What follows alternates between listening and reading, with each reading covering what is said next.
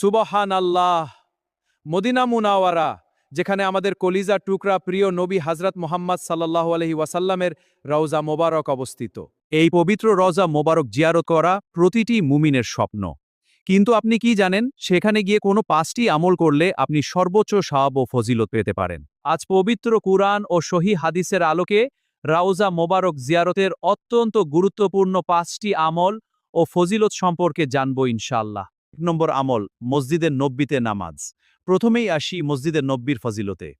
প্রিয় নবী হযরত মুহাম্মদ সাল্লাল্লাহু আলাইহি ওয়াসাল্লাম বলেছেন, আমার এই মসজিদে ১ ওয়াক্ত নামাজ পড়া অন্য মসজিদে ১,০০০ ওয়াক্ত নামাজের চেয়েও উত্তম, মসজিদুল হারাম ছাড়া। তাই সেখানে অবস্থানকালে প্রতিটি ওয়াক্ত নামাজ মসজিদে আদায় করার সর্বোচ্চ চেষ্টা করবেন।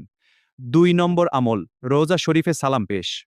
রোজা মোবারকের সামনে দাঁড়িয়ে অত্যন্ত বিনয়ের সাথে সালাম পেশ করা। আসসালামু আলাইকা ইয়া রাসূলাল্লাহ,